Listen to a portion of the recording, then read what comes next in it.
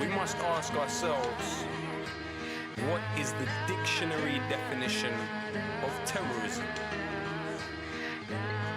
The systematic use of terror, especially as a means of coercion. But what is terror? According to the dictionary I hold in my hand, terror is violent or destructive acts, such as bombing, committed by groups in order to intimidate a population or government into granting their demands. So what's a terrorist? They're calling me a terrorist, like they don't know who the terror is. When they put it on me, I tell them this: I'm all about peace and love. They're calling me a terrorist, like they don't know who the terror is. Insulting my intelligence. Oh, how these people judge. It seems like the ragheads and packies are worrying your dad, but your dad's favorite food is curry and kebab. It's funny but it's sad how they make your mummy hurry with her bags, rather read the Sun and study all the facts. Tell me, what's the bigger threat to human society? BAE systems or homemade IEDs, remote control drones killing off human lives, or man with homemade bomb committing suicide? I know you were terrified when you saw the towers fall. It's all terror, but some forms are more powerful. It seems nuts. How could there be such agony when more Israelis die from peanut allergies? It's like the definition didn't never exist. I guess it's all just dependent who your nemesis is. Irrelevant how eloquent the rhetoric peddler is. They're telling fibs. Now tell us who the terrorist They're is. calling me a terrorist, like they don't know who the terror is. When they put it on me, I tell them this: I'm all about peace and love. They're calling me a terrorist, like they don't know who the terror is. Insulting my intelligence. Oh, how these people judge. Lumumba was democracy, Mossadegh was democracy, and they was democracy. Hypocrisy, it bothers me. Call you terrorists if you don't want to be a colony. Refuse to bow down to a policy of robbery. It's terrorism, my lyrics. When more Vietnam vets killed themselves after the war than died in it. This is very basic. One nation in the world has over 1,000 military bases. They say it's religion, when clearly it isn't. It's not just Muslims that oppose your imperialism. It's Hugo Chavez a Muslim? Nah, I didn't think so. Is Castro a Muslim? Nah, I didn't think so. It's like the definition didn't never exist. I guess it's all just dependent who your nemesis is. Irrelevant how eloquent the rhetoric peddler is. They're telling fibs. Now tell us who the terrorist is. They're calling me a terrorist, like they don't know who the terror is. When they put it on me, I tell them this: I'm all about peace and love. They're calling me a terrorist, like they don't know who the terror is. Insulting my intelligence. Oh, how these people judge. You think that I don't know, but I know. You think that we don't know, but we Was know. building 7 terrorism, was nanothermite terrorism. Diego Garcia was terrorism. I am conscious, the conscious were terrorism. Phosphorus that burns hands, that is terrorism. Erdogan and Stern gang, that was terrorism. What they did in Hiroshima was terrorism. What they did in Fallujah was terrorism. Mandela, ANC, they call terrorism. Jerry Adams, IRA, they call terrorism. Eric Prince, Blackwater was terrorism. Oklahoma, McVeigh, that was terrorism. Everyday USA, that is terrorism. Everyday UK, that is terrorism. Every day, every day, every day, every day, every day, every day, every day. Oh,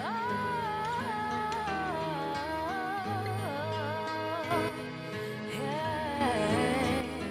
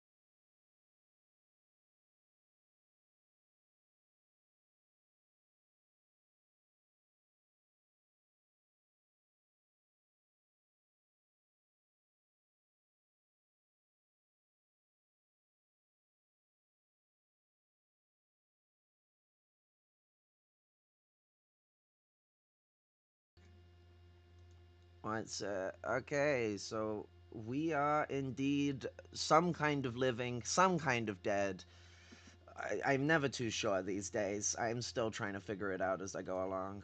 Um, Getting the links because I am prepared always. Um, you'd think in the period of time when the music's playing, that'd be when I get stuff ready, but you are wrong. It's we have too much to talk about and we haven't talked in a long time, so you know, The autism must flow. It's important. Like I dedicate myself to my craft. I can't even tell you how many people just recently in the past few days for some reason have asked me if I was like diagnosed with autism, and my answer has been no, but all of my close friends tell me that they only get along with other autistic people, and so I'm just going to take that as a diagnosis and just assume that that's correct. You It seems stink of it reasonable as to far me, as I'm right? concerned. Like, I think it's reasonable. yeah, it's like um, if you can tolerate me and the diarrhea I call a diorama, that's some level of autism spectrum. Like that's a conditional diagnosis. They do two stages in the diagnostic criterion, so you have two different appointments. That'd be appointment criteria one, and then appointment criteria two is just like, are you like do you get pissed off by like loud noises or people touching you without permission? Apparently, that's a weird thing to get pissed off about. Wait, Like, what? That feels like a just a really really normal thing to get. Like I don't care how neuro atypical I might be. I have a hard time imagining that there's people out there that are like, "Oh yeah, just just have at it." it's Oh it's my a gosh. crazy environment regarding those kind of things. Fuck. But what's it? I will say though, it is like one of the things I do love is that like one of the great ways to know whether you've spotted another artist is how you will like you'll do something that someone comments on in the way that only someone with ADHD would comment on something because they Mm. can't keep it to them fucking selves. Which I'm the same. I'm not complaining about this. Anyone takes my negative tone badly, I'm doing this for the meme. Um, and then next thing you know, a conversation erupts and it never stops and it keeps going. It keeps going. It keeps going. And I'm like, hmm. You were just asking me for the bus time. Now we are talking about I've sizes been of finding engines and myself like things. I've been finding myself in that situation more and more. Like I told you I think the other night that or last night that I had a Lyft driver, and I don't know how these things happen. Like I don't go out of my way to start these conversations. I really don't, because I'm very aware and a little bit insecure about how intense I can be in conversation with people that are not necessarily like there for that level of intensity in terms of whether politics or whatever we want to call it. So I actually don't tend to initiate those conversations, and I of course if someone else gives me the entryway into it, I'm sure as shit gonna like Kool-Aid man my way through, which I do constantly, but I don't bring them up. And last night the Lyft driver, I don't even remember why it came up, but said something about, and I'm not endorsing anything, that, mowing down a cop is, such amount of points, but if they're ICE agents, it's double. And this is just an older white woman from Montreal. Like, this is not, you know what I Okay, now mean? that Like, granted, explains it all. She's from Montreal, and she's not one of the white I don't know racists nothing. that stay there and controls. Montreal's complicated because you've got like the half native like brown population, and they're despised by the upper caste white population, and that's lowering stuff to a very simplified understanding of it. She is coming here with her French like social democratic ways of so like she not tolerating any of this bullshit. She's just like, yo, if this was Quebecois, we'd be mowing them down like they're fucking animals. And I'm like, Yeah, I mean that. I mean, I'm all for the French approach. Double score, like. Yeah, I mean, like I was absolutely here for it. I just wasn't expecting it. And I wasn't even really paying attention. I was trying to like figure out where we were, and then all of a sudden, I hear 25 points for cops, 50 for ICE agents. Like, okay, like, all right, 100 oh, if you get a we're having a politician. conversation, cool, and we just went into it. You gotta like, there's gotta be like a scoring level system. Like if you get a sergeant, it's gotta be like less or more than if you get a lieutenant, and then like it's just gotta stagger up. And like if you hit a politician, that's like jackpot. But Oh my like, gosh. what's it? Yeah, no, What about I don't. healthcare CEO or health insurance CEO? So you get the Luigi one night special or whatever, because everyone seems to want to have sex with him. But like, Well, and that like talking about that, I think like that, and even like what I was talking about just now with like my Lyft driver, like kind of both of them like gave me points that are, I think, jumping off points from into kind of like what we want to talk about. And I'll say like one of those things is that, again, not condoning anything, my opinions are my own, etc., but the fact of the matter is the assassination of that health insurance CEO was one of the most like almost unifying things that I've seen in a minute, in terms of Americans being kind of okay with assassination for a minute, because it's such a universal experience to at least you yourself or someone um, get into a situation where you need some sort of medical treatment, and there's some kind of a barrier that's just essentially a death sentence. And we in here in this country, I think, unless you're truly just rich, um that's just not, we've all had that experience. it's one of the reasons why I'll actually say I have a complex position on this, because I agree with what you're saying. Like there was a massive unifying moment, as I've always said to people.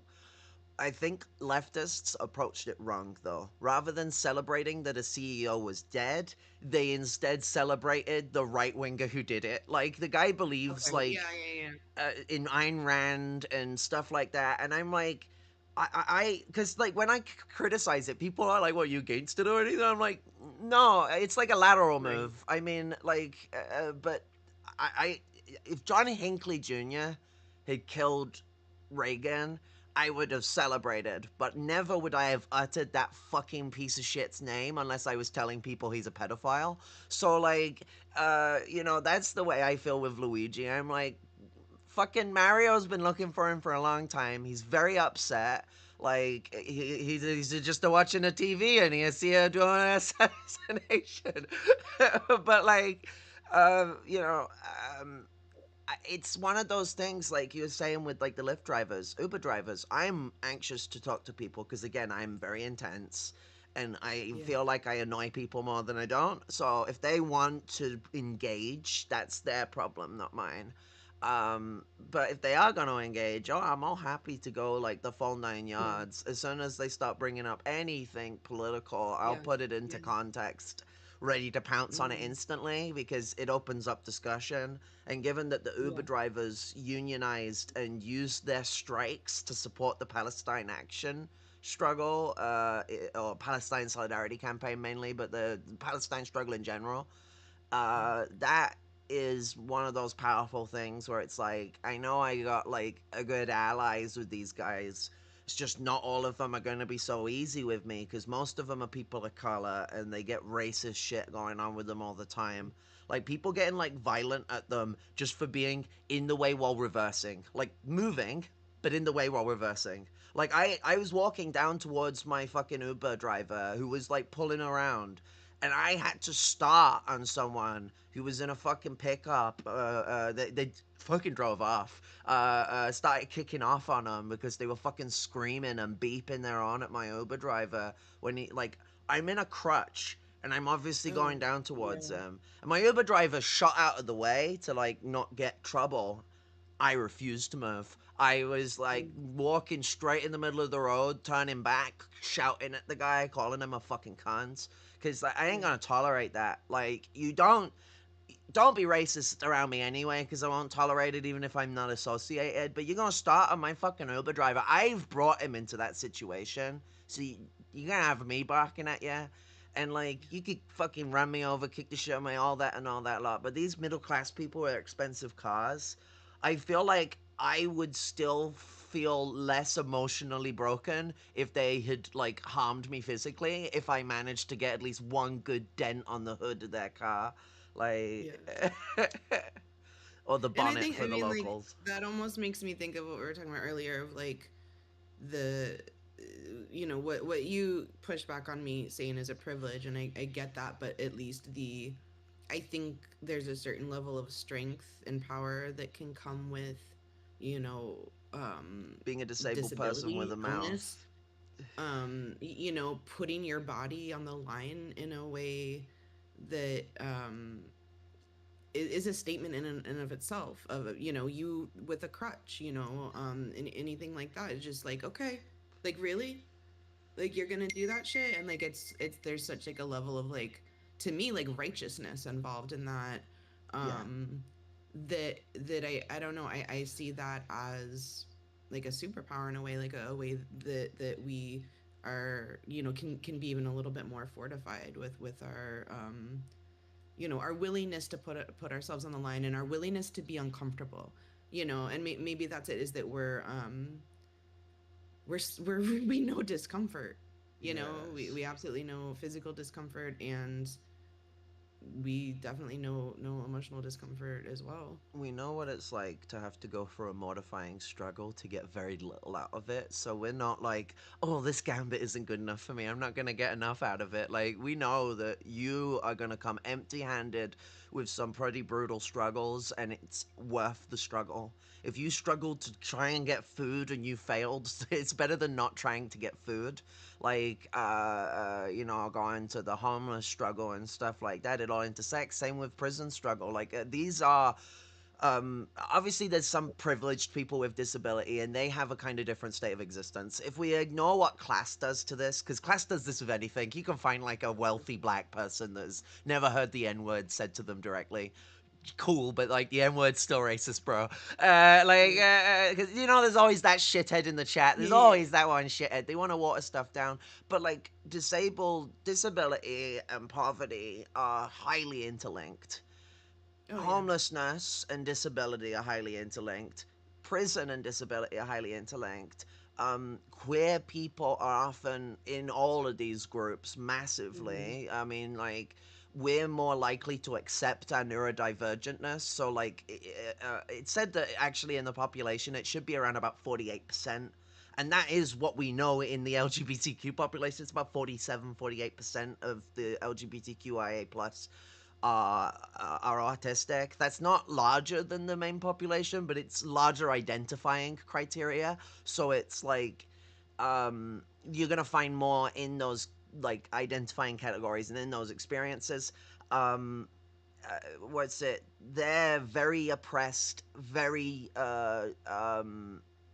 what's it demonstrable states of existence, like when you're homeless because people don't like what you are or how you seem or won't help you because you're not trying hard enough, and you got MS, or you got fibromyalgia, you got fucking I mean, shit, cancer's an invisible illness unless you tell people, like Yeah. fucking, or unless you got like non-Hodgkin's lymphoma. Right. I nearly turned it into Well, yeah. non-Hodgkin's. What the fuck? Yeah. But like, I find that it's what like whilst we can shatter the minds of some more like bastard people, I think it's more that they have to be a little more careful with those guys around us, because it looks worse. I mean, the cops had to like fake Right. a fucking whistleblower to tell the fucking press that they felt bad about the first states of arrests. I'm Right. disabled, and they kicked the shit out of me and dragged me off. They just waited until it was nighttime, and most of the supporting protesters, well, basically all of them had left.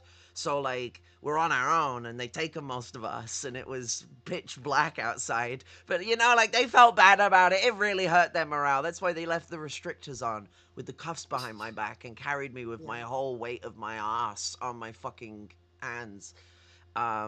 I had one Yeah. cheeky cunt say they don't have restrictors on fucking handcuffs, and it's like, yes, they do. It's a gate that they leave unlocked, and if it's unlocked, then it tightens if you resist. It's not called a tighten, a fastener or whatever. It's like a struggle resistance thing or something. It's got a name that makes it sound less horrifying, but it is Right. fucking horrifying because I'm not trying to break Less out of lethal. them. Like, am I Yeah. struggling?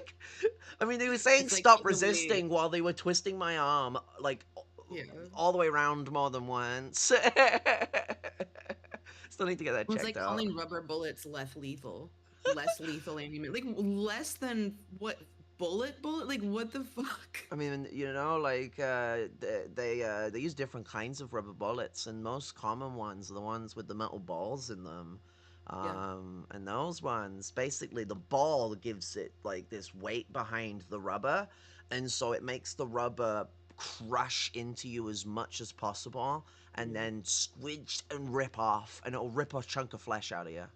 Oh yeah, yeah. I've seen some bad ones. I was lucky enough to never catch one in 2020, but one of my friends and part of my affinity group next to me caught one in the rib pretty bad, and just I mean, massive, massive bruise that was lasted months. And like the UK and the US both brought back the use of water cannons. The US for Black Lives Matter. Actually, what's his name? Kamala Harris's vice president pick. Waltz Yeah, to Waltz actually called in. He had the fire brigade, the police officers come in with the fucking water jets in his state. Everyone was like, "Oh, he's such a great leftist," and I'm like, why didn't he disband the active policing during Black Lives because the Matter? bar is low, my friend. The bar is Well, low. I mean, yeah, we've seen that with Mr. Platner. What's it? He's looking for Führer. He's going for gold. Yeah, I mean it's sad, but that's Like where we're at. fucking, uh, he's like fucking trying to do like, if you're gonna like make it look like you're dumb, you gotta do a Donald thing. You gotta like commit to the comedics of it all and all that. Like fucking, I love it with the Donald stuff though, because Donald's no genius, but like he'll reference obscure fascist shit, and then people will still deny to me that he knows stuff, and I'm like, he's not an idiot. He's just a Right, capitalist. He just doesn't know like normal people things or like smart stuff necessarily. But like right. nobody's an idiot, and if you treat your enemies like morons, that it'll be you that ends up the bozo in the end in that one.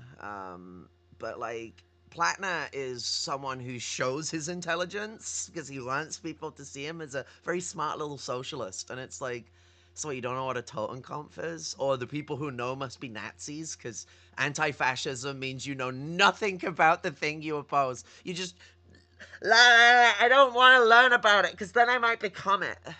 I'm Like trying to sorry, I'm trying to figure out, and maybe you can tell me. I don't want to be getting my little notification sounds I haven't coming heard through anything. here. Okay, okay, okay. If you're not hearing, then it must not be bad. Okay, good. Um, yeah, what And I if was so, I'll thinking make of, them put up with it. They have to deal with my shit. But I don't hear anything. It's okay.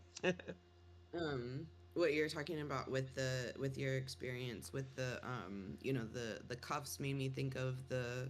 I know I sent you links to the protest in DC with that group where there's I don't remember how many, but dozens of people in wheelchairs at in Capitol Hill, Don't and even just push them out in the the wheelchair. They're visual, carrying them out like.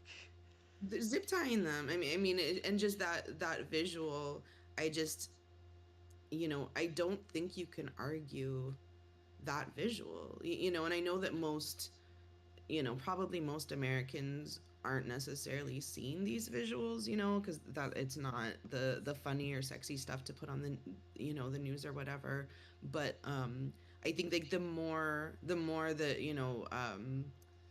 disabled people that are willing and able to kind of put themselves on the line in these ways, and like to clarify, obviously not everyone is, and like it is there. I think it's important to acknowledge that there's not like I'm not having any sort of feelings of looking down on or shaming anyone, that in person physical action is just purely inaccessible to them.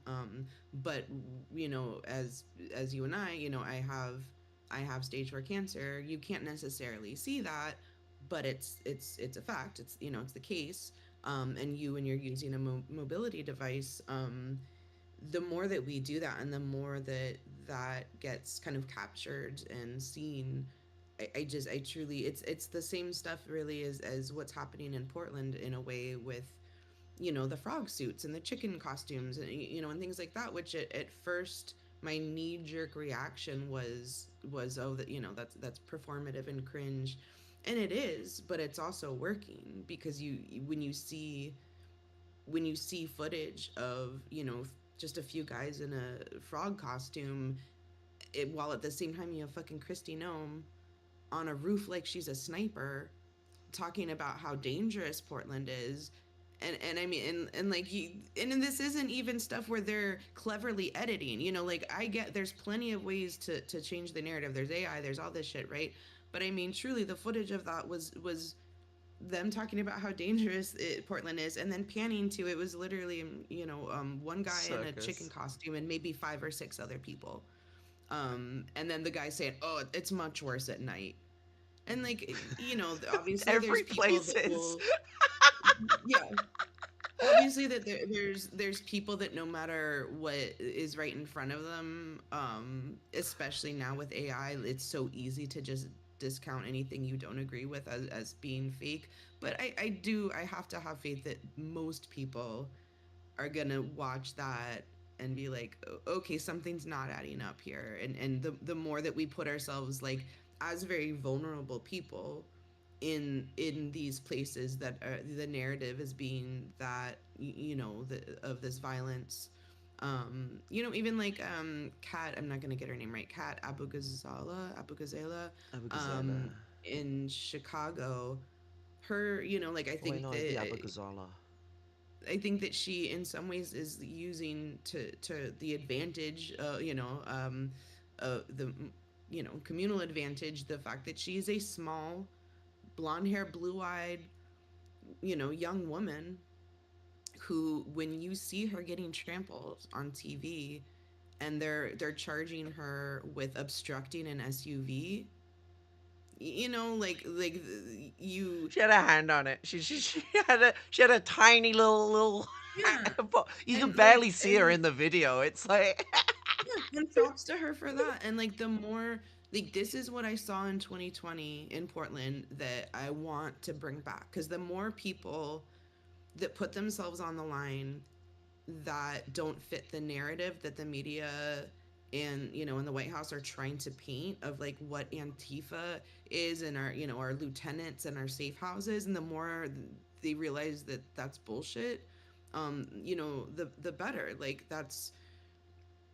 it makes me think of, like, when I reference 2020 Portland, in the period of time when there were the federal agents that were at the Justice Center, and it's the stuff that you all saw on the news of all of the people that came out to push back against that. And we had the wall of moms, and it was, I don't know, I mean, dozens of women all wearing the same shirt, these like bright yellow t-shirts that said, like, wall of moms, I think, and they linked arms, and they were literally on the front line. I mean, like, they formed a line, they had shields, they had goggles, and they were the the absolute first. And then you had the dads came out with the leaf blowers to blow away the tear gas.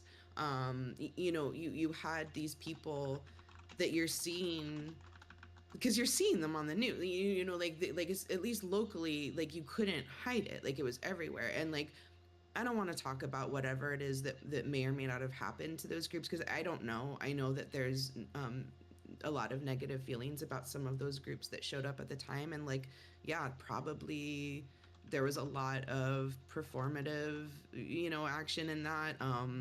I'm sure a lot of them probably ended up like regressing and being shitty people, like, you know, but whatever. That's not the point, and that's, you know, not really like the story I'm interested in telling. But the story I am interested in telling is like when you have those people show up, it counters that narrative in a way that almost nothing else can. Um, I think that the narrative is so ideological now that it can't necessarily be so easily countered. Um, it does help to have. I mean, peaceful protest is an important part of Not easily anything, and countered, like absolutely not easily countered, like but for sure. like the way I would look at it with a lot of this stuff is that especially with a lot of vulnerable people getting involved, especially, but like and also with like what you were saying about people not to feel bad, like a big part of that is like what we're really saying is that healthy people aren't doing enough, and a lot of the time it's us lot that are out on the line as well. Like that's really a better way to look at it for a lot of disabled people who are either in the movement or out the movement, is that you will just find a lot of us are pulling the chains. Like it's the same with just minorities in general. Like minorities Yeah, keep the for sure. struggle alive. Find me a white pro-disabled movement. Like we can all sit and wait. It'll be a 9 hour fucking 9,000 hour stream. You won't find it. It won't happen. You'll have to just admit that black people are the only reason we have disabled rights in these fucking countries. So like a lot of it has just always been the minorities towing the line, and those who can sit in their castles and be little individualists and focus on themselves, just doing that. What I will Yeah. say, my one criticism for the frogs and the dinosaurs and the chickens of America, I have seen so many frogs and dinosaurs. I've been very inspired, but y'all need to buy a rifle. You cannot just keep thinking that there will not be a civil war as ICE invades every place it can. And the National Guard is being reorganized into a whole military. So like it's my big thing is that people do need to prepare, like learn community defense and stuff like that, and get Sure. I mean, involved with like absolutely. There's food programs, outreach organizations and stuff like that, because we already need that for homeless people. SNAP shouldn't be that moment where you go, oh shit, people need food, but it really now it should be, at shouldn't, but least. it's an eye opener. Yeah, absolutely. I mean, yeah, we can go back to the Black Panthers and like their free breakfast programs, and like that was the reality of, you know, of a good majority of what they're about, is like starting from the ground up. Like, let's make sure we're fucking fed. Let's make sure that like our needs are met so that we can stand up, you know.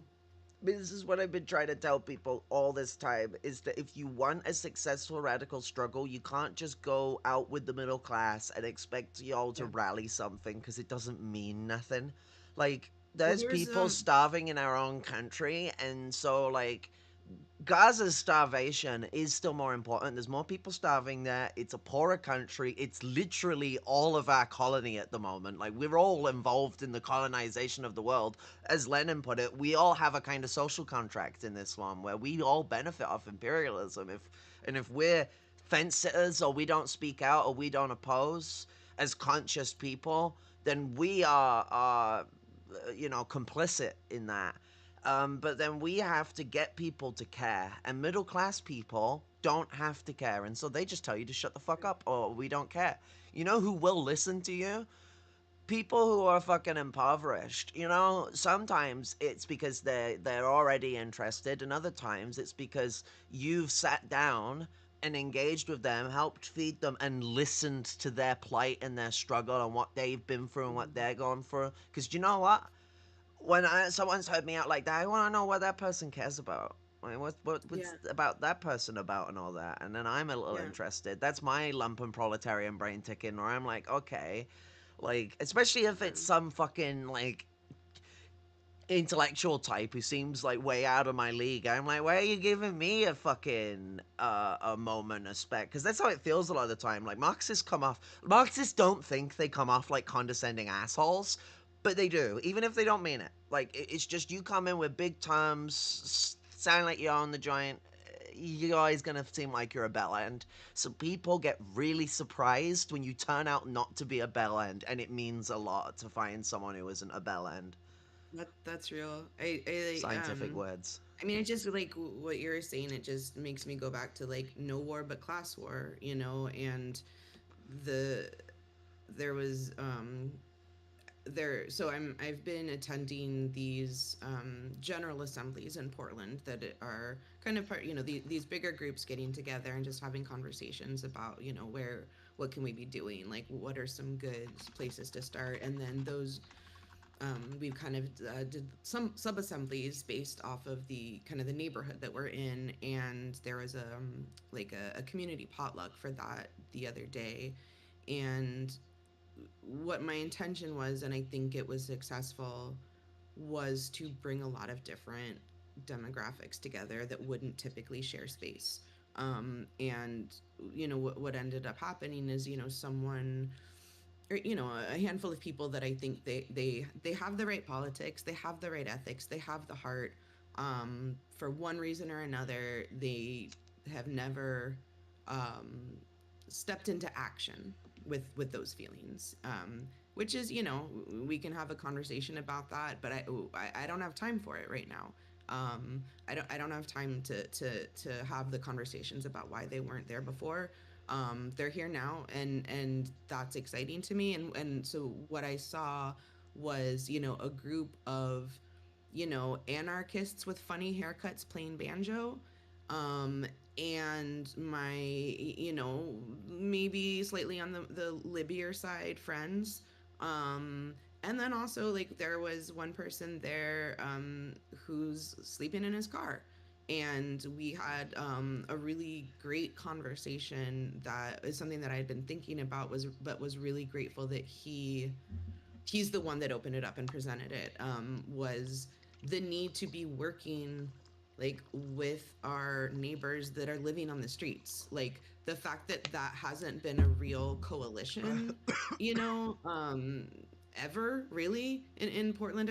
I don't think I don't think it could have been like the where we're at now with like the, you know, homelessness crisis is it's just so above and beyond, I think, what a lot of us could have even imagined at a certain point. And those are, I mean, arguably the most vulnerable people in our city, and generally speaking, in my experience, the most resourceful, and the ones that know the city better than a lot of us They do a that lot of live in walking. houses. You know, and the fact that we haven't like kind of partnered in these ways, and you know, even just to be like, okay, what are your needs, you know, what is it that you need, again, to like, let's make sure you're fed, let's make sure you're getting enough rest, because you know, tomorrow we have to get up and protect each other. I don't like waiting around in places where I feel anxious, so I had to always be on the move. When you're homeless, you often are. And I would walk myself to complete and utter destruction every day. Sometimes be 20 miles a day because I'm walking to district in the town. And sometimes I'm not very good with my time management. I was still Yeah. recovering from acid sending my head backwards. I mean, it undid me from being a fascist, so it may have been a necessary head sending through my ass, but like, it's really hard to get it back up through the whole fucking body and out your fucking socket again. That walking helped, but like, you know, going on those kind of just random explorations into here, there, everywhere, nooks and crannies included, because everywhere looked like I'd never been there before, so I had some refreshing to do. You'd end up at Yeah. the opposite end of the town, and then I've got to get to the night shelter, and if you're late, you can get locked out. There's staff in there, but if you're too late, technically they're not allowed to let you in. I've been let Yeah. in, because, like, you know, it's hard to say no to a cripple, but, like, they're not supposed to. It's supposed to be like, oh, you are too late, too bad, kind of thing. Um, uh, you learn and map all these different places about. You know how to slip by people. I had people Mhm. who fucking wanted trouble with me when I was homeless, and I knew how to avoid them. Yeah. Because you don't Well, have and a also, like, safe place to be hidden, really.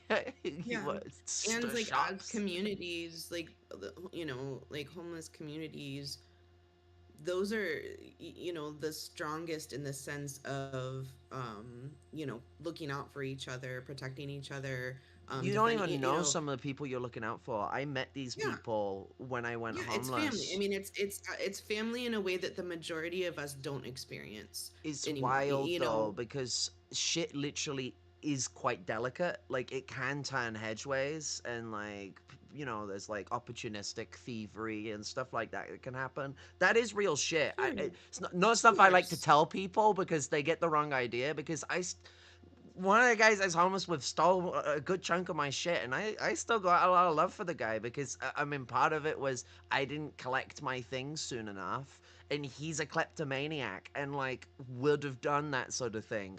I should have been more on the ball with it, knowing what he's like. Because when I was homeless, I was like it. I knew that if I left stuff around in a certain way, he's a kleptomaniac and it'll likely go down that way. So it's just understanding people and what their opportunisms are. Because, like, we had an alcoholic.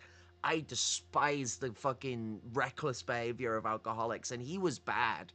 We still provided him his fucking Yeah. booze because he needed. Well, A, you got withdrawal, so he needed it anyway. But like, it was the thing that was keeping him alive. So like, we didn't want him Yeah. killing himself. We didn't want him going. So we just made sure he had his alcohol so that he wouldn't go either way. But like, For sure. I'm absolutely not like trying to whitewash that experience, as especially here in oh, Portland. I'm not saying you are. I'm But just getting into like yeah, I'm also trying to actually get people who see these bad things and they try and blackwash it, if anything, like because right. all of those problems do exist, but middle class people don't understand how they work because it's not individualisms going on here because we're all filling in. I mean, we all provided cigarettes for each other, and then when we all ran out, we all Yeah. went docker picking for nub Hmm. ends to recycle. So we Yeah. all, exactly as you said, we support each other, but Right. it's not the normal family people are used to, but it's more of a like organic tribalistic kind of thing of like how humans cooperate on like a very fundamental level. And I think that that fundamental experience teaches you so much more than like any fucking education is gonna ever teach you about social machinations in society. I advanced so much as a communist from before I went homeless to after I was Yeah. homeless. Well, I feel that, I mean, I'm super aware that I've pretty much always been one. In the past, it was paycheck away. Right now, it's disability check away from being homeless. But I worked in a queer homeless village for a while, and that experience was hard as fuck, emotionally.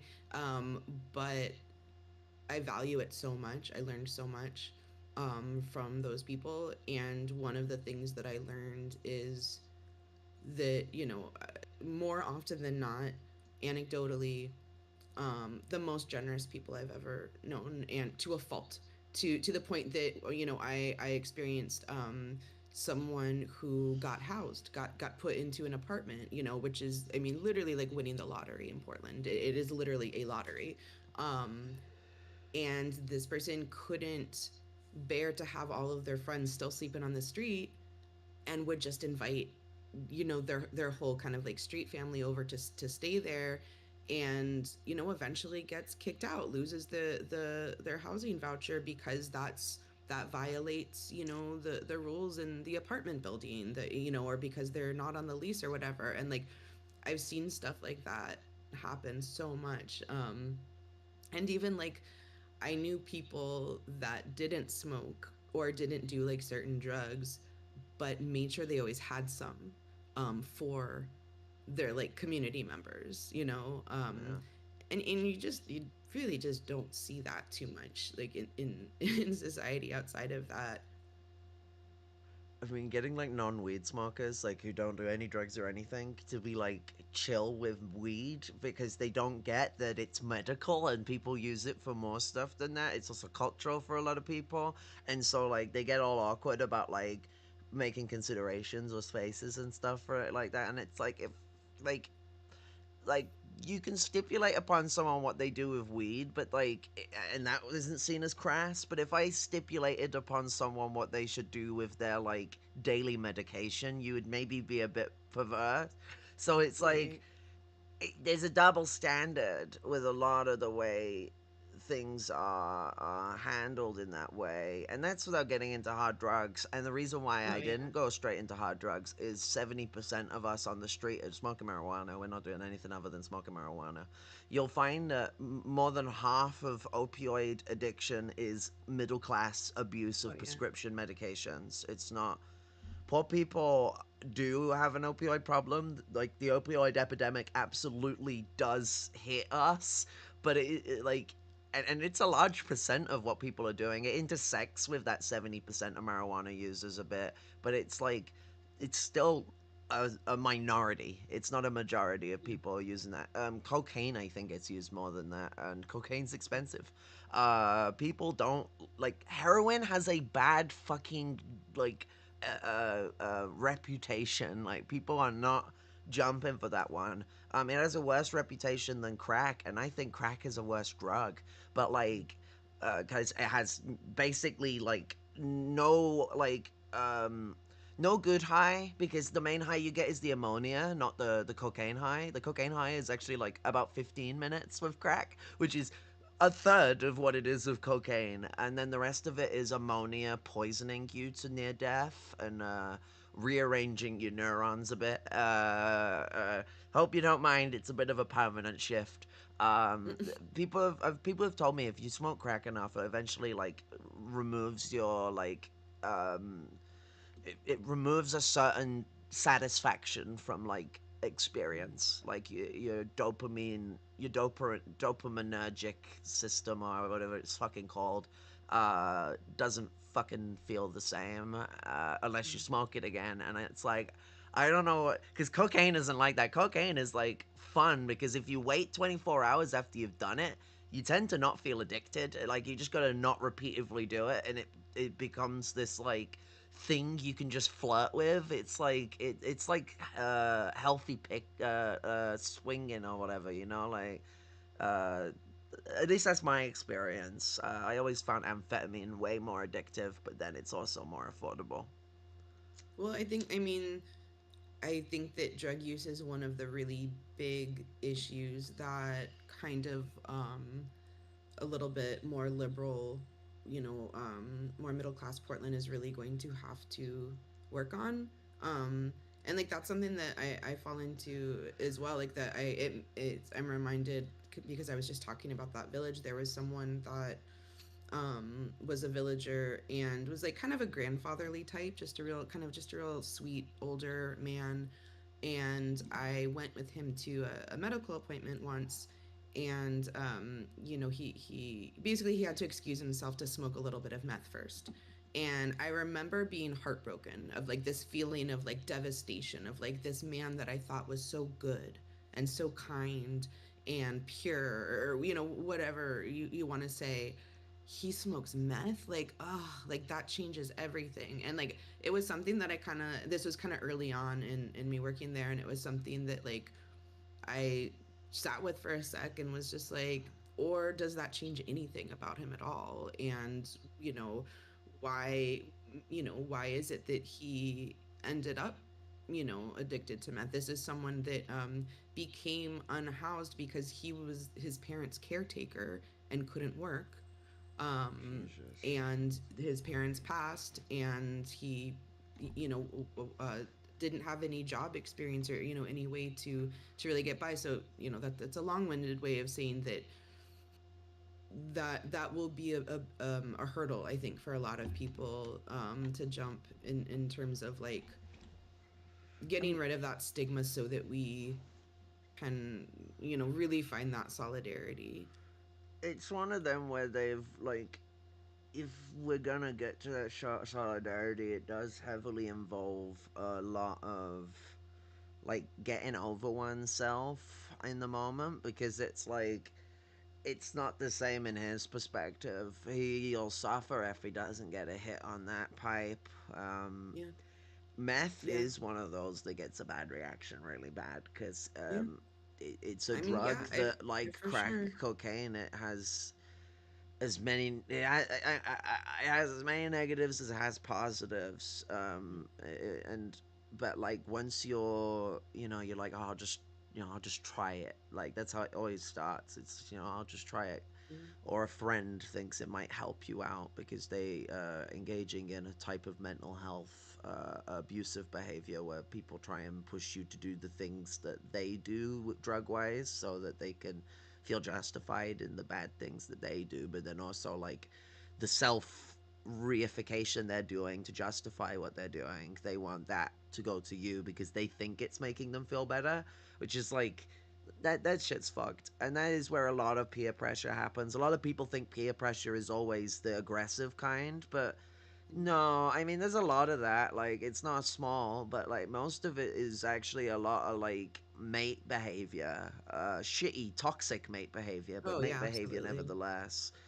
Well, it's Um, interesting, like as it more, like I being like so I realized that other people don't know this, that you know this, that I was diagnosed with cancer in 2023, stage 4, and be that experience, I mean, one of the things about it is seeing, things like what we're talking about, being a white middle-aged woman with cancer that smokes a whole lot of weed. um I don't receive stigma around that. There's not, my experience with that, like you can't ignore the fact that it is, I mean, there's still people in jail over that. You know what I mean? Like you can't ignore that fact that there's like this huge double standard when it comes to that, that like just because I have this diagnosis that puts me on a list that lets me have a card that proves that I'm sick enough to need this, that doesn't make it any less medicinal for people that don't have that diagnosis. So it's been an interesting experiment, I guess, in a way for me. We've talked a little bit about this before, that I, um, having basically developed a disability overnight in this way, or the my experience to disability is new. It is not one that I've developed over a lifetime, or so the experience is very new, and has provided me with a different perspective than I had before, in a really interesting way, I think, and that's just one of the many things that I see how people can be treated differently because of that, and for better or for worse, and again, because my disability of having cancer is a lot more, I don't know, like less esoteric, or a little bit more tangible to some people it is, than most people other know diagnoses that are someone. harder to see, that maybe you can't even remember what they're called. Like you kind of know that your friend has these issues and they kind of talk about it, but you just like don't really understand. um Versus like, okay, my friend has cancer, and I get so many allowances for things that I see other friends not getting allowances for. um or like even more than that, realizing that I didn't give allowances for friends in the past because I didn't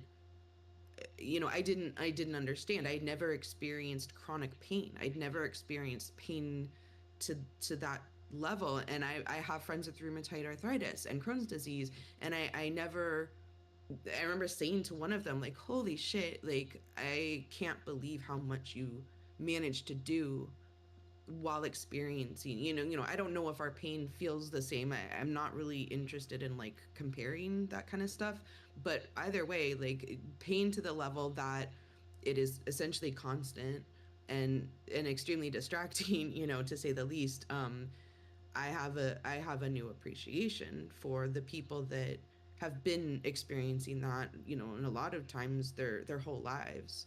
I mean, cancer definitely comes with chronic musculoskeletal pain and immunocompromisation that is more than comparable and in many ways worse than what I have to deal with. So like it's ebbs and flows. There's things that I experience that you don't have to experience, but like, you know, um you've had radiotherapy. That shit can like shut your kidneys down and make you piss That's blood. actually what Like the worst of my side effects have ended up being. That's why I was in the hospital over July. It was delayed, like radiation, sickness. necrosis of like tissue and muscle, like um it was, I mean, you want to talk about opiates. I'm just now coming out of the like post opiate haze, because I had to be so heavily medicated, I mean, even that in and of itself, like that experience gave me a that gave me a new perspective on opiate use that I never had before. Even that, the physical withdrawal, and I was doing it very carefully with a doctor with full access Were they doing the to. like smaller months and bigger months as well, where you don't always have the same amount of tablets every month? No, I don't think I was doing that. It was just like a standard kind of taper. Okay, um I had to do that and at one point. yeah, it might just be different, or depending on the length of time, but I the physical withdrawal symptoms from that were pretty severe, and it was, I've quit smoking. That was really hard, but I use nicotine patches. But this was the experience of like feeling such physical discomfort and knowing that if you just did a thing, if you just popped that pill, it would go away.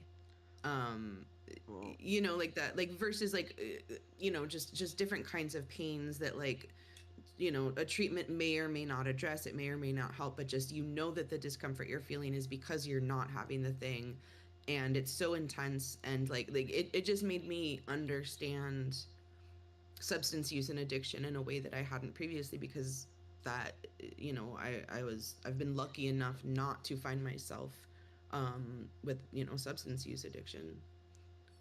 I I have found myself in all sorts of funky places. Ecstasy is a drug I warn people is too good.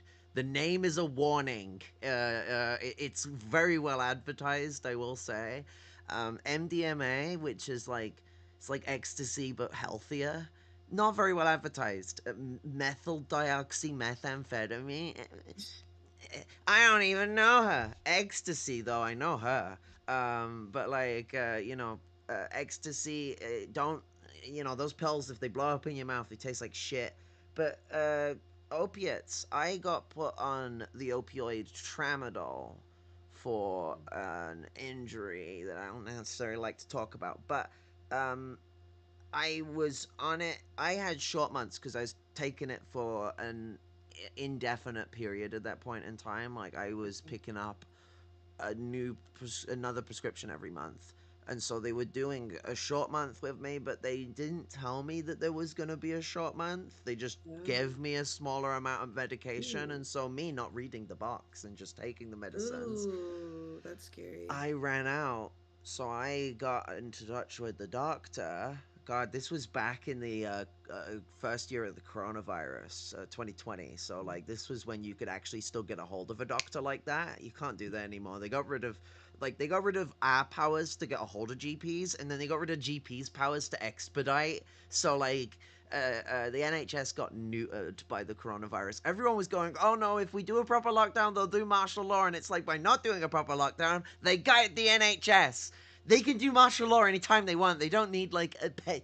They can just burn the fucking parliament down if they want a justification for it. It's pathetic. Like we needed a proper lockdown, but everyone wanted every excuse so they could fucking kill disabled people and elderly people. And if they think that's a fucking crass representation of it, fuck you.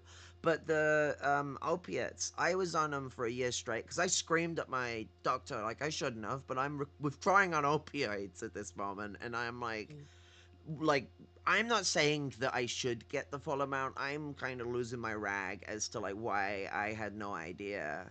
And my doctor, obviously, I understand it's like hard to deal with someone screaming, but really you should have just disengaged if you can't deal with me like that because giving me the full regimen every month for the full year straight that I was on it until I decided to quit caused me to get a lot of bowel problems and a lot of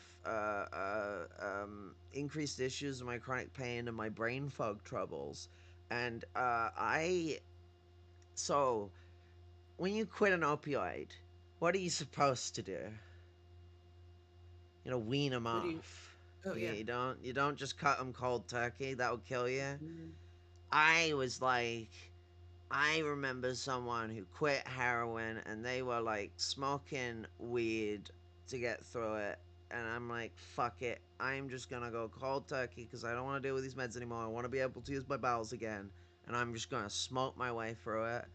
Now, activities. It's a chemical they require. It's called dopamine. To roll a joint while I was withdrawing, it would take me 5 hours in a lot of cases. And my neurons are dying while that's happening because my brain Yeah. is lacking its essential chemistry. And other chemicals will then be out of balance, so they'll become more neurotoxic because stuff balances itself out. Equilibrium and all that. And I'm sure some little shit will say that's proof of God. No. Like, unless you can shit something that looks like Jesus, not gonna believe you. Jesus was real, but you gotta be able to shit him. You gotta be able to, like, he got to appear more. He can't just appear in dogs' assholes and toast. That's only two miracles. He's not a saint. He's a full blown prophet. So like we need two more miracles. Like we can't be having that. Like Raven, I'm gonna butt in because I can't stay too much longer. So I know that we both of us have I guess it's the neuroatypical brain, so we can go 1,000 different places. I'm wondering if there's anything specifically that you want me to talk about or what's you it? have I questions think about. that like what a really interesting facet of it all. And I'm got a quick quote for this because it's like you said, it's a class struggle, and Huey Peanut, not Huey Peanut, and fuck me. Fred Hampton has a really good piece called "It's a Class Struggle." God damn it! And this one quote, it really nails like where we're at with a lot of this stuff, and kind of like what you said to me before we started. Um, After we get through speaking, for those people of you who don't think you understood all of the ideology exposed here so far and the ideologies that I will espouse, we will have a question and answer period. For those people who have their feelings hurt by N words talking about guns, we'll have a cry in after the question and answer period. And for those white people that are here to show some type of overwhelming manifestation of guilt syndromes and want people to cry out that they love them, and after the crying, if we have time, we'll allow all of you to have a love in. Like, we not got time for like all the floundering and fucking around. Like, what we're really here for is struggle, and that involves getting out there and getting real. And like, it's not people who have a justified reason that they can't get out of bed or they can't drag themselves to these events. It's the people that are like, make bullshit excuses. If someone says they're gonna lose their job, send them a balaclava. Just send them like or a bandana or something in like an image of it in the messages, and say nothing, because like Well, and that's a bullshit I'd like excuse. to point out too, and this feels important to me because it's not part of my lens that I've been looking at things through, like as a white person, and it's now like been communicated to me by like a few of my black friends, especially black women, and just how much they are at the forefront of, um, at least in this country, I can't speak too much globally, but at least in this country, how much Black women specifically have been on the front lines of layoffs, firings, not being able to find work, just so much cruelty, um, and I'm hearing like white people, like maybe being a little bit derogatory in terms of like, well, where are like the Black leaders, like where, and it's like, um There are black you leaders. know What are you on about? And they're struggling. These people are ignorant as fuck. Sorry, that got someone it's pissed okay, no, off. no, no, it's okay, like it's okay, like we're all here, like let's get real cringe about it, like we are here to learn and like grow and all that shit, and like the one of the points I'm making is that I missed that, like I missed that lens that my friend had, and at the same time she didn't quite get my lens, which is healthcare, because I have cancer and I'm losing insurance. And like I think it is important, like within this conversation, like just because you're bringing up blackness, and and particularly in the context of like Black America, like The I backbone feel I of feel comfortable struggle. communicating on behalf of a few friends, like they're fucking like done picking up our pieces, and leading us like fucking lemmings over, because we're idiots half the time. And A like while in the liability. meantime, yeah, like absolutely, and we've, in a lot of ways shown time and time again that we really can't be fully trusted. And like the sentiment that I've been hearing is like, okay, cool, like I'm glad that like white folks are ready, but like, we're kind of, like we're not really gonna lead the way like you want us to this time, or like you're, Mm. and like, which is, kind of part of what brings me back to like, okay, like let's rally, the disabled community. Let's bring that all back in to in similar ways that it was, like the like disability community was such a huge part of the civil rights movement, and like that partnership was like, that shit was beautiful, like that was fucking beautiful, um to me, like those partnerships, that, in like the civil rights era. But anyway, I'm the We one who were told you to focus, and then I go off on a No, no, thing. you're going on about stuff that's relevant because it's like it's getting into where like we need people to, because like you're kind of selling yourself short, because the thing is you did the thing that's necessary to cross the boundary innately, and that's empathize and learn and be willing to learn, because it's fine for people to be in a learning situation. The problem is people aren't really going out there to learn. They're doing the white savior shit. Like, white people don't ever want to organize white people. They only ever want to organize black people, but then expect those black people that they're going to organize to lead them, because goo Right, goo and do all the gaga, actual like work, it's instantly and be babies the moment the they get the black people around them. to be the ones that are like the actual, vulnerable people, like that, like that's again coming back to that, like we, as a community, those of us who have not necessarily been uncomfortable, and been willing to make sacrifices, that has to change. That just has to change, and that again like comes back to like where I'm coming from, and like what is fueling me right now is like I have a death sentence, in this moment, and like again, I don't have time to fuck around. I just, I don't have time to fuck around, and I'm willing to sacrifice kind of everything, because have like I don't have a future. Like I don't have a future very far ahead of me. And so I'm not I'm not afraid of being uncomfortable. I'm not afraid of what I might lose in the process. It's worth the risk because you're gonna lose either way. I mean, it's why I got arrested at that Palestine action thing, because I'm like, fuck it. If fascism is gonna drag me out of my home one way or another, I'd Yeah. rather take it on fucking fighting terms. And if I Yeah. get thrown into a female prison, I don't have to just Because if I get in a male prison, I'm not going to try and organize that because that's a rape expecting to happen. I'm just going to go on a hunger strike and never leave my cell. If I go to a female prison, I'm going to organize, probably also do a hunger strike because they're really useful. But like, I'm gonna coordinate and organize and use the fact that like that environment is where you find people who are struggle born, like same as the Yeah. homeless, and it's like it gets back to what I was saying earlier. It's like I keep trying to tell people if you want a strong Palestine movement, go to a homeless because we're willing to push it on. We will do encampments. Everyone's like, who will do Yeah. encampments? We will do encampments. I keep telling people, just give free food. We will come. Just say Yeah. anyone can come. It's an open thing. Free food, music, coming together, spending time with each other.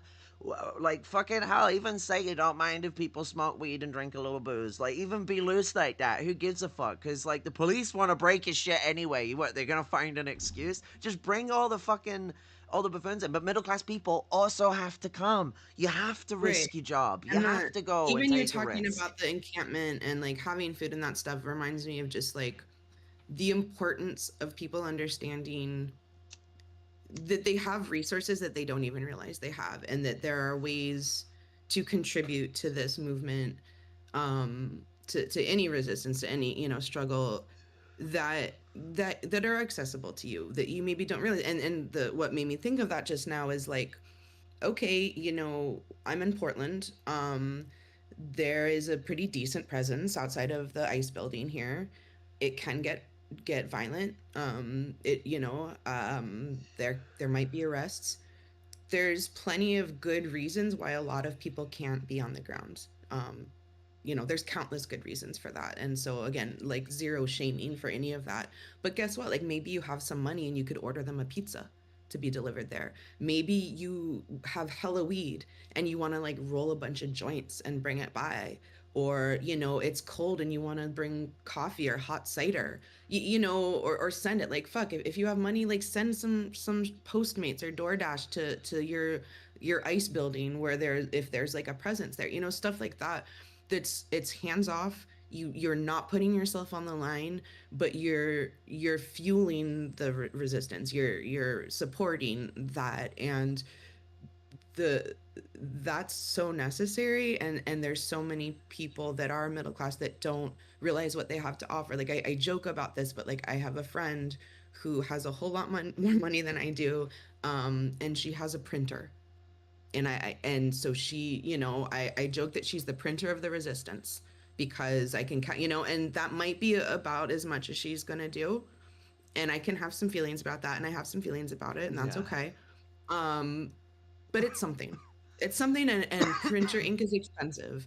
It's the And bar has been set low.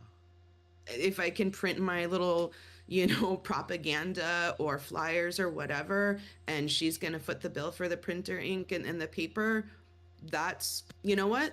Salient. That's part of her. That's how she's showing resistance. And like, I appreciate that. I appreciate that. And I want to communicate to people that might hear this, that if you think you have nothing to offer, you're wrong. There is something you have to offer. But it's also like, on the other flip end, if you think of yourself as a radical, or even more so, dare to call yourself a revolutionary, planning a saving fund for the house you want to buy and the special life you're going to live in the future. Revolutionaries are looking to change the society. So you got to start thinking about savings turning into fundings. Because, like, I mean, I'm not saying you should just throw all your money our way, but, like, what are you doing? We have to The think privilege of differently. Yeah. empire is like, for those who consider themselves anti-imperialist, you should know that if you get more than 50 grand a year in US dollars, it's coming from somewhere, I'm telling you, and it ain't the US. Actually, I'm kind of sitting at high as well, because like, even below the middle class, even in my position, I'm Lumpen-Maoist, I'm the underclass. I get like 10 grand a year or something like that, like 12 grand a year. I am poor as shit. My money would not exist if the British didn't have an empire. They would not pay me any fucking Right. disability money at all. So, like, I have blood on my hands. Right. And that's why I even treat myself as someone who, if I'm not careful, I'm complicit, because I know, I'm in the know, Yeah. and Amazon gives me the power to buy cheap Chinese things. So, like, I still Yeah. have a privilege Completely. from empire.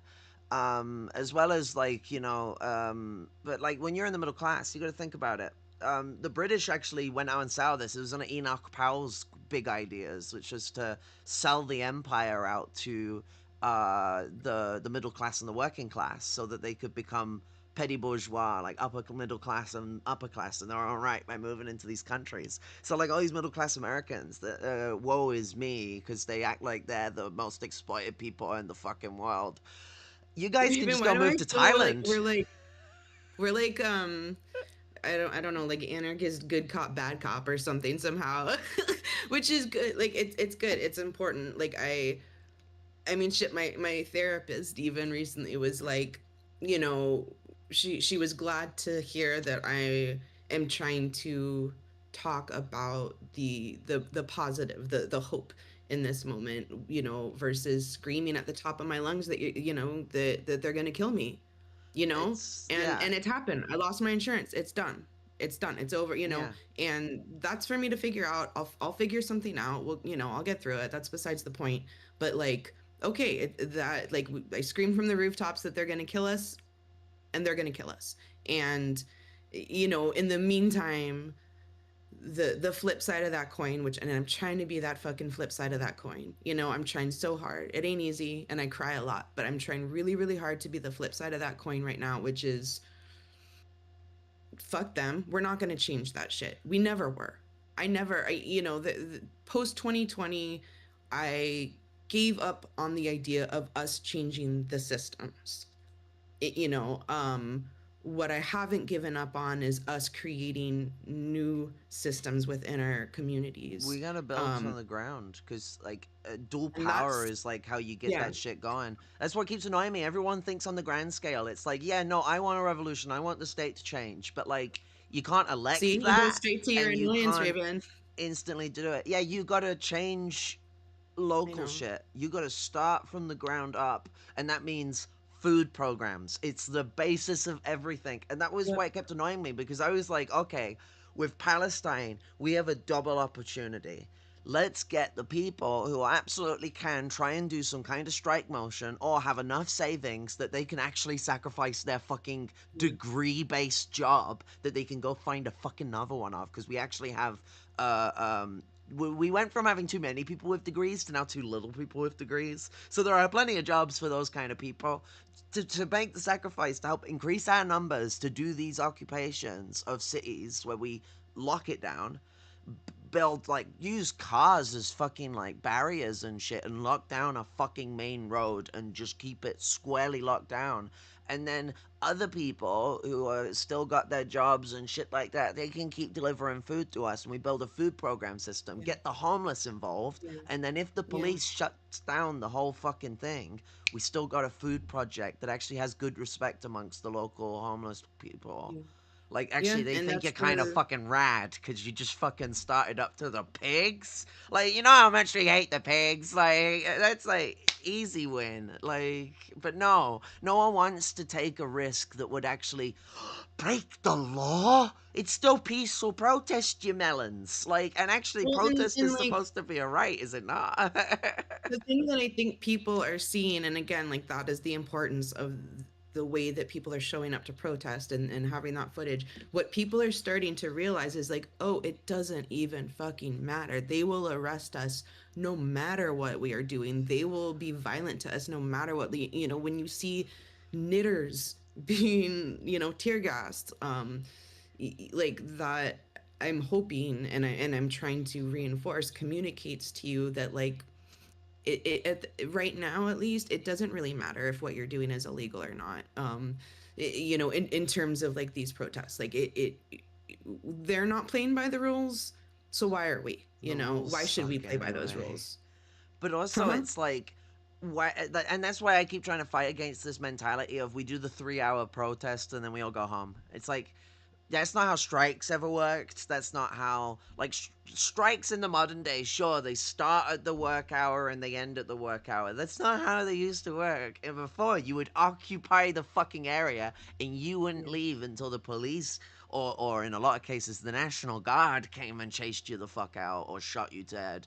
Like, and yeah, that's pretty fucking scary. There was a lot of white people that like it in BLM. When the police started cracking skulls, they fucking fled. They left the movement quicker than ever. Ghost like white, and it's like, what the fuck did you expect? What, that you're white? That they're gonna go like, oh well, no, you're defending black people, and that makes you a dirty kind of white to those kind of pigs, because like you're betraying the race in their mind. These guys are Yeah. fucking fascists. It's really hard to be in the police force of a settler colony. Well, I mean, it's pretty hard to be in the police force of any country and not be a fascist, but a settler colony, like fucking, it sounds so official and like not too distinct to be like, oh, the British garrisons of the empire were like what the police were based off of. In America, they were based off of a colonial garrison because they were based off the Yeah. one the British left there after they were kicked out because George Washington was the leader of it. But yeah, weird that one. But like the one that most Americans know, they don't mention the garrison because that's just kind of an innate thing that was like very small force and whatever, and it was kind of treated like as a militia at first. They mention the slave catchers, so like Yeah. it's like when that's the history that liberals even know, but then they'll still be like, well, I still trust the police a little bit though, and it's like I mean, shit, BLM I was didn't like know a that wake up till, call for people, I and didn't I'm know that till like, 2020 either. Like I have to own that too. It's just like they're, and I, for the most part, I blame the, settler colonial it system. being actively covered up and all that. But like, I think it's more it's, so that yeah, it's normalized. That's the way it is, because it's a settler colony. The colonial frontier is like just a normal part of America. Like you've got that part in the Southwest and the South, and like shit gets rowdy there. And that mentality is born out of a certain like anti-native racism for those right, regions because those are the Wild West. right. That's the area where the conflict never really ended. Texas, especially, is like this. They always act like the frontier never fucking ended. Mm. Um, and it kind Okay, of Raven, I didn't. have to Like, you go. still got the conflict between the Majika and the fucking and the white settler going on. Like, and you got all the different like native nations and tribes and groups and stuff like that that are resisting. So it didn't end in a certain sense, but like Yeah. white people sure don't forget it. Like, I mean, they're at war with nature itself trying to grow their fucking grass. They drained Yeah. the fucking Raven, the I biggest have to fresh go. water reservoir in I've America. got to go. I want to just say one last thing, if I may, that just sort of brings it back around. I think to ultimately kind of the point that I do want to make is that when you talk about specifically with Palestine and the resistance for people to um, be on board and be empathetic and care about that struggle is like particularly in America, like in the US, the dehumanization, the othering, well, they're so far away, they're so, I can't really conceptualize what they might, it's just, it's not personal at the end of the day, it's not personal. And I like It all depends on that's if the really person what. makes it personal or not. To be real, like, because it's personal for me. Right, and what I'm trying to do as best as I can is show people that it's actually personal for all of us. Do you know why it's Even if we hard can't for? make those connections, and also to try and make it, maybe not necessarily in terms of like Palestine, but in terms of like our immigrant communities that are being targeted right now.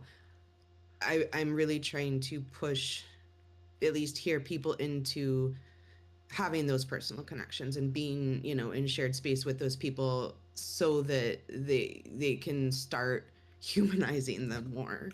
There's there is a section where it's like, collectively we have there is a direct like connection with what goes on with Palestine, but the middle Yeah. class, they do have an ability not to be, and that's a Yeah. big part of their individualism and how they exist. And that's sort of what my big railing point is with them, is that they are the least committed, the least dedicated. Because when we go on about people need to get in the moment, they're the people that normally I never typically hear disabled people being the ones telling me that disabled people have to struggle. It's some fucking middle class person who has like a fucking lofty fucking job lecturing about it, because like most disabled people are really tepid and timid about how they like express that, because they feel bad. They feel really fucking Right. bad. People who aggressively drop that on the table that make us feel careful about how we put it out to get people in the struggle, they're they're guilt tripping, because like it.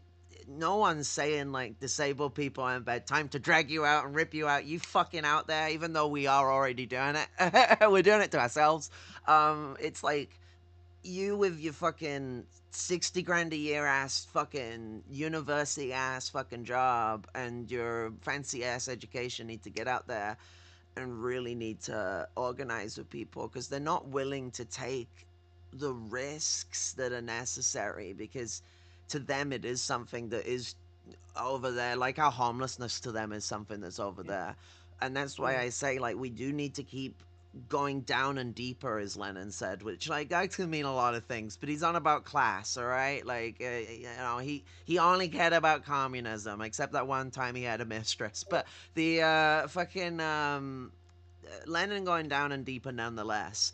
Uh, that means going for the poor, because you know what? Those are the people you can absolutely build a connection to Palestine with, like that, because they're Yeah. starving, they're struggling for health needs, they're fucking dealing with pathogenic diseases and stuff like that because of the conditions. Like pneumonia is the most common.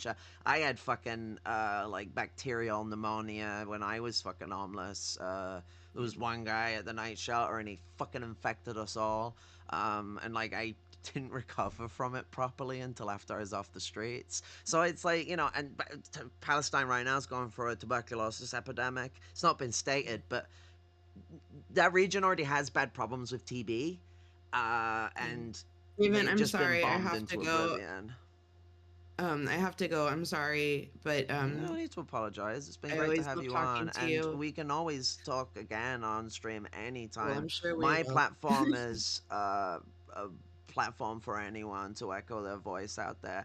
And like the big thing to get from this is we want people to get involved with political action, like, and it's an inviting place. It's a place of love, like it's a place of music, it's a place of celebration. Like me being this agitative little bitch is more about getting you out there, not about you getting you killed or hurt. Like that's I mean, it's a guarantee that it's going to happen at some point, that we're going to get into clashes, but together, fuck it, together everyone achieves more. I'm going to go to primary school level fucking shit because it works. Yeah, Like, it's true. Yeah, love and solidarity is what keeps us back to strong. basics. All right, I'll talk to you soon. Love you. I'll talk to you soon. Thank you for the time and sorry for my Thank you. off track No, stuff. no, no, no. I'm used to it. I've talked to you before. I know how it goes. All right, I'll talk to you. Talk to you later.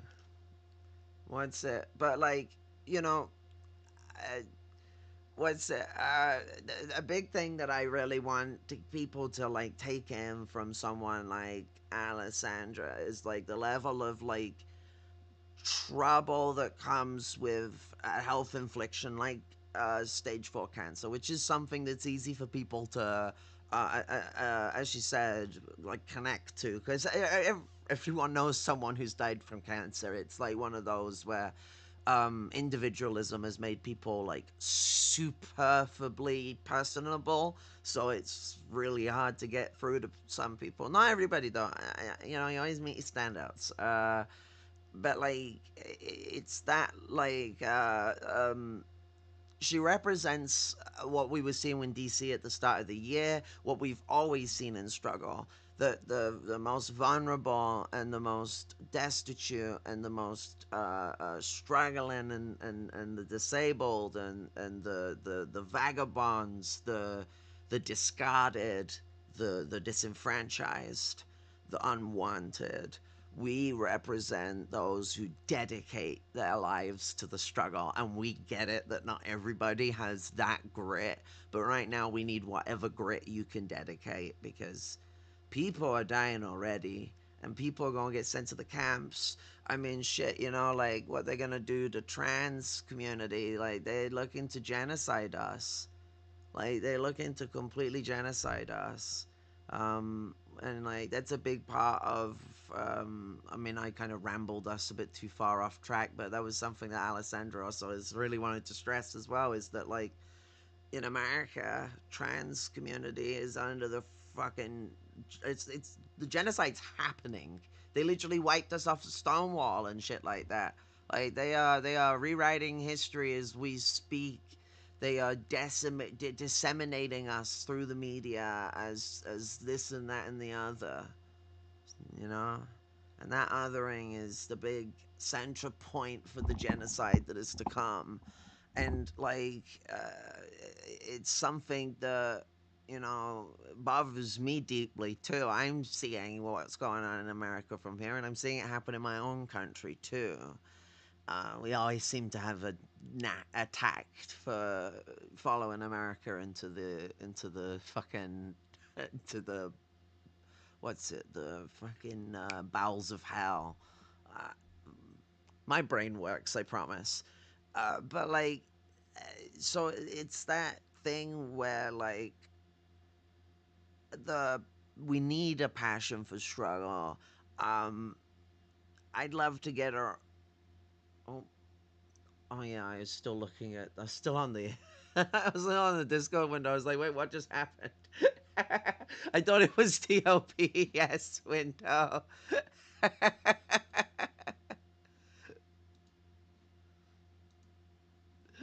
Oh my god, that is I my brain is working, but like uh, I want to get Alessandra on again at some point, and I need to try and keep myself a little bit more on track. But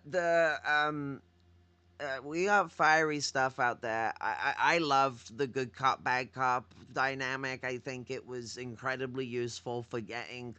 I mean, some of the parts I miss because I'm a bit of a hothead, and just like balancing it out. And also, it allows me to be a calmer hothead because Alessandra sets a tone for me to like try and meet. Sometimes failing to, but um, she's a radical soul. Like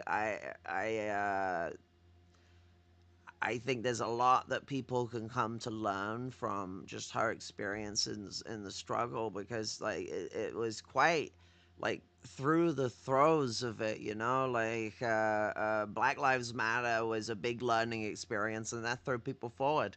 And like, you know, I mean, I come from a impoverished background, so obviously, like, my mentality around, like, the police and all that is a little more like, those guys are fucking pigs. So, like, yeah, to me, it's like, oh, that's like an innate thing.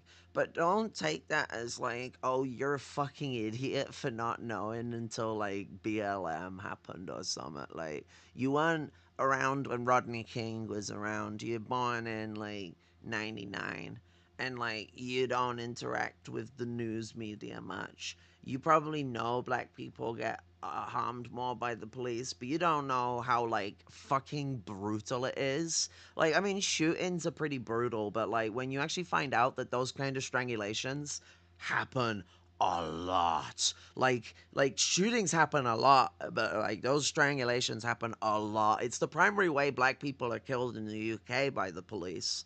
Like, and I've been pretty woke on the cops, and I didn't know that till BLM. Like, I've always known them to be fascist goon squads, and like by the time of 2018, 2019, when I'm like moving into here in 2019, I was like homeless in 2018.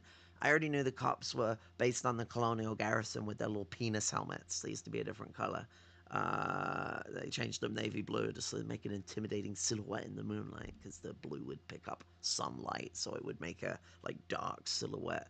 But it just kind of made their heads look like a penis.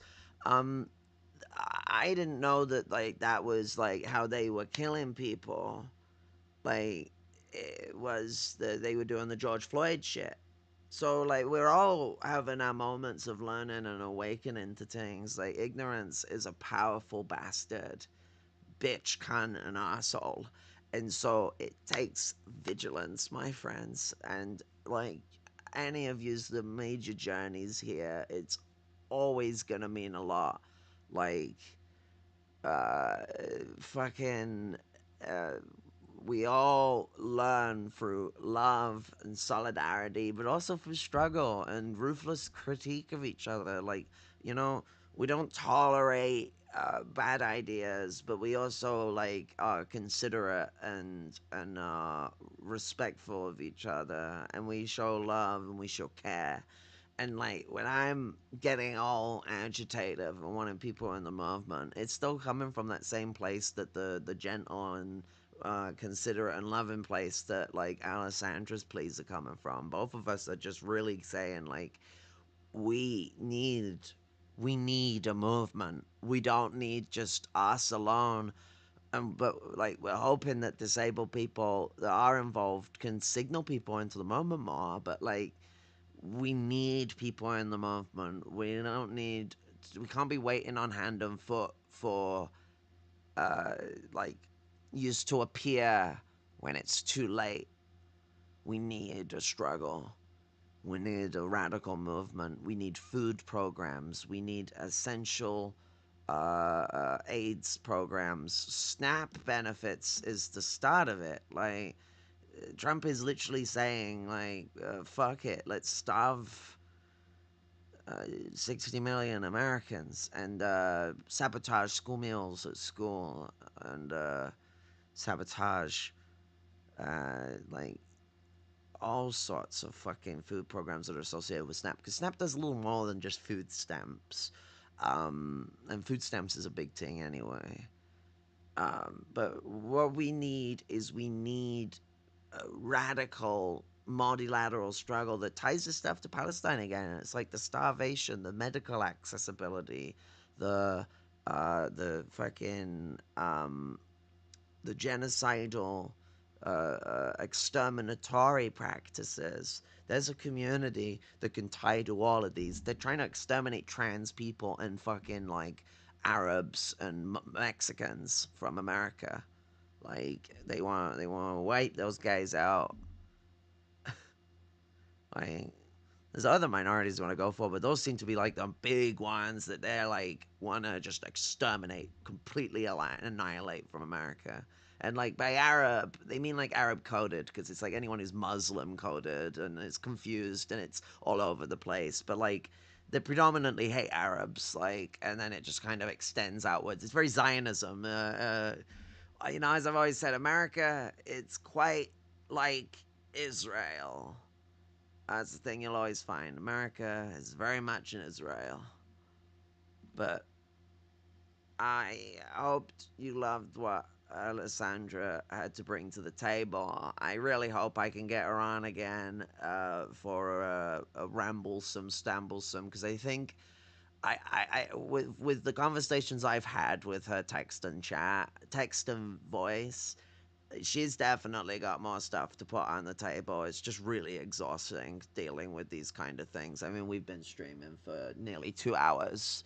Like, I got an adrenaline like a motherfucker, so, and I not long woken up, so I can go off like a trill.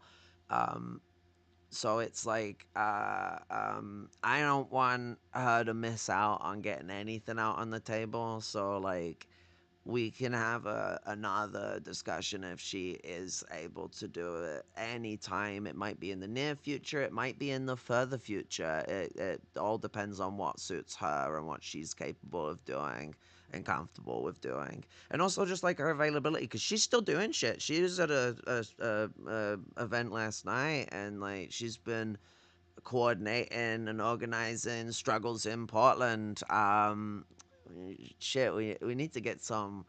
I, I need to get some like links and stuff like that, and get some shout out stuff going on. So like we definitely got to get her back at some point. But like there's real shit going on in Portland, and people need to like watch. Heck, even the fucking small businesses in Portland are like chipping in to help out. I don't normally like giving props to capital, but like small businesses are giving food for children, and even just for like people in general that are on food stamps to eat. There's some places that are doing it in general. Some places are like, oh yeah, the kids get to eat free.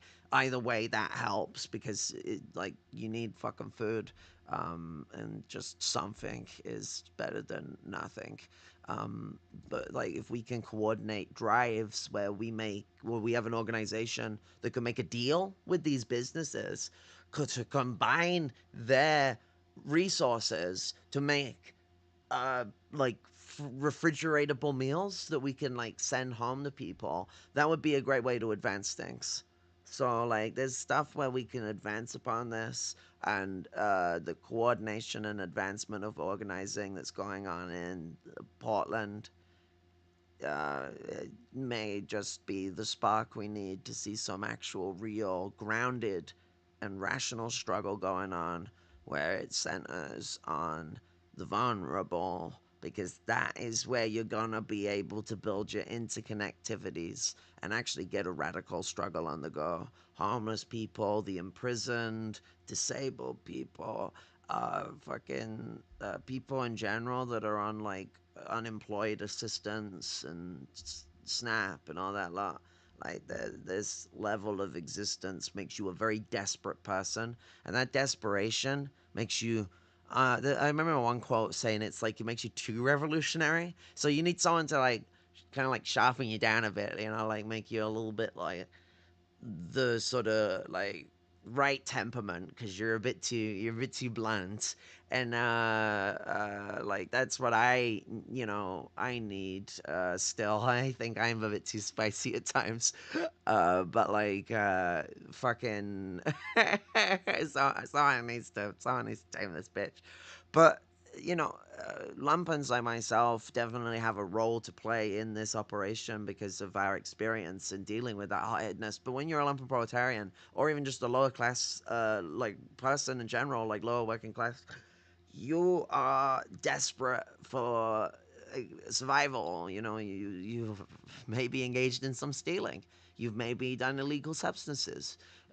You've maybe worked cash in hand jobs that were not declared, so you don't have to pay working tax and all that lot.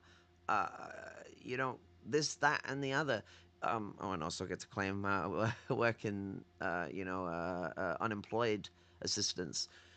This, that, and the other. Whatever ways you're trying to like maximize your existence as someone who is a vulnerable or lower class person, and you're just trying to survive. Desperation leads to radical behavior, but it can be too radical, too individualistic in its desperate aims, or like, and not individualistic in the sense of individualism, more in like me and my family mentality, like on how we're gonna survive. I gotta steal to feed my son. Like it's not, but breaking it from that and turning it into a collective struggle that is more grounded, but also still pushes upon that radical incentive, really can build a drive in people. Um, uh, and we need material support to be able to organize and coordinate these things, because one of the best ways to get people to want to even know what your ideas are is a full belly. Not gonna lie, like nothing beats a good stew in the winter. You know what I'm saying? So like, and you know what? More than that, a full belly and you listening to their shit first. Because if you don't know their shit, you don't know how to communicate with them. You want to know what they're about. Like Socrates, questions lead to answers. So I always ask questions. But I want people to really think about the like good shit Sandra's put to the table, and like powerful push for us to come together and show that we are a loving and compassionate, uh, uh, like left wing, rather than people who are gonna like show that love and capacity from a distance and not come and give it in the real, like where it matters, because people are getting rounded up and numbers matter. and not even necessarily being someone who has to put their life on the line. It's people who do different shit. Like that was the thing. Alessandra was fucking hella on that because like when we were at the placard thing, there were people who were there who were like providing assistance, medical aid, were like um were before it got really dark and everything got a bit messy. They were overlooking the arrests and stuff like that. Like um there were people there. Sorry, I'm still suffering from the concussion. The police officer gave me. And every time I like think about the event, it fucking makes my brain fuck bad. But there were people that provided me aid, and one of them, someone who I fucking keep forgetting to respond to their text. But I made a great friend with uh, this fucking awesome lass. I met from a few lassies, like, cause there was this one Sicilian lass, and like we were fucking, we were joking around, having a bit of solidarity, you know, and all that, cause like Sicily and Irish solidarity, shit goes deep, colonial struggles and all that lot, but like you know, the joke I was making with her was like, yo, like being Sicilian is like, you know, it's just some fucking northern, like, there's some like northern Arab shit going on there. It's a running joke at the region. Basically, like Greece and like Sicily, and then I mean, it is actually true with Southeast Spain. And the Greek one, it's like pseudo truth. Like it's like they share a lot of culture basically, and so you can be like, oh well, the Greeks, they just like Arabs in denial. But what's it? Other lass I met, pretty sure she was like, uh, ah, hmm, I actually can't remember. The rebel province of the Arabs. Well, I mean, the rebel province that would be hello mother, hello father, here I am in Camp Grenada. That would be that would be the rebel province. You know, like the Black Death helped Gibraltar stay in the hands of the fucking caliphate of Granada. So like, well, the remnants of the Iberian Caliphate. It was the Reconquista. Well, the start of it. It got delayed by like 150 years because the plague came and like fucking roasted the Spaniards. Yeah, let's go. Like, I mean, Yersinia Pestis was a bastard. It killed like 200 million people, but it did kill King Alfonso, the whatever number, something Roman symbols. So, like, you know, um, what was it? He's the only monarch to die from the plague, which is unfortunate. Should have killed more monarchs. I think I want my money back. Um, you know, slaps the top of this. You would be disappointed how many monarchs this plague killed. Fucking one bastards. Okay, plague is not based.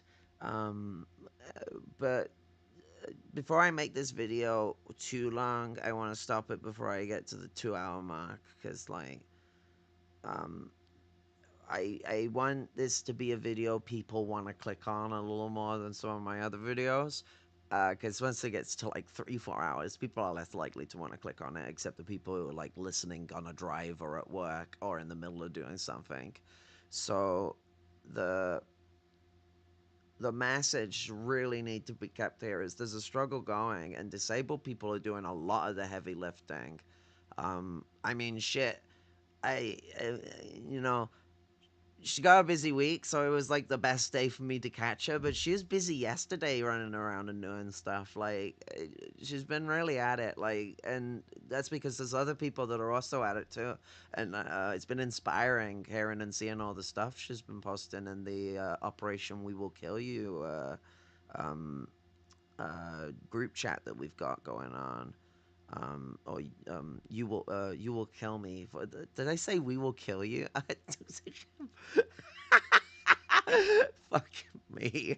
Operation You Will Kill Me chat that we've got. That's I have the video, the name, same chat name. It's based on all of that. She was supposed to be in that, but like setting up of it was all a bit like messy, and eventually, like by the time it got happening, the only person I had available to do it with me was comrade Ran, and she's a fucking legend. But this is radical stuff to consolidate on in this call, and to just know that there are people who are already struggling, but there ain't enough of us struggling, and we need to get out there. Calling your representative is cute, but like there's more you can do, better things you can do. Voting is cute as well when Trump has basically shown that he has rigged the elections to make him the king.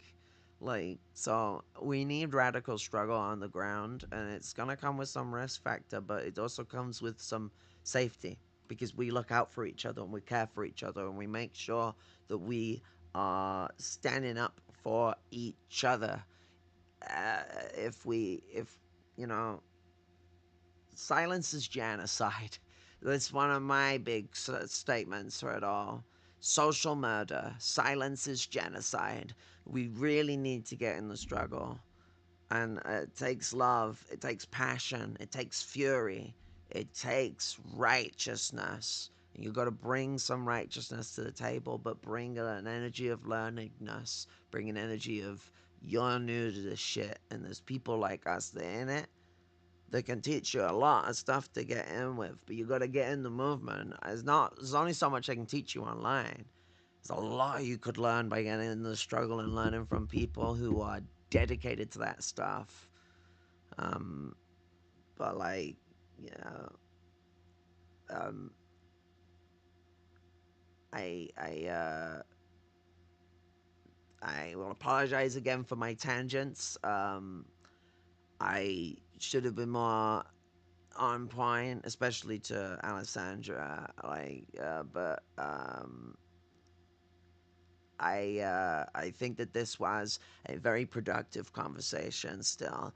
Alessandra, even where she may think she's off topic, is still spitting important fire for people to hear. So, like, and nevertheless, um, I hope I haven't neutered the important message that she possesses. And if I have, and I hope I can get her back on to substantiate it. But even if I haven't neutered it, she is always welcome to come on, and I want her on more because she's got that radical passion. But as she said, like her experiences of therapy and stuff like that, of like um taught her a means of just approaching this stuff with like a gentle and like loving hand to like people's ignorances and unknowings and stuff like that, and that's important. Like being able to show consideration and understanding is like hella important for building connections, and so it's there's a lot to learn in that. Even for myself, I need to learn to be a bit less springy and over the top. But like, it's all about that unity, struggle, unity. But unity is the beginning and the end. The struggle is what brings us between those two different points of unity because it solidifies, it strengthens us, and it makes us a better force. And so our criticisms of people not being in the movement, even my scathing and very harsh critiques, a lot of it is about needing unity. We want unity, struggle, unity. We want love and solidarity to win through, and for us to never have to fucking fight another day in our lives. But that ain't gonna come without a fight. Like, it's unfortunate. Like, that doesn't always mean violence, but like, I mean that there's going to be a struggle, but it typically means there's going to be state violence. State violence is going to come down on us like a ton of bricks. And if we're all together, we can maybe mitigate the weight of that bricks coming down on us. And, you know, it's a bad metaphor, but like, you know what I mean? So that's the big consolidation element of all of this that's really important to take on. Together, everyone achieves more. Love and solidarity, everybody.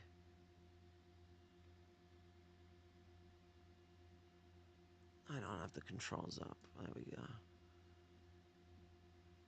Sorry.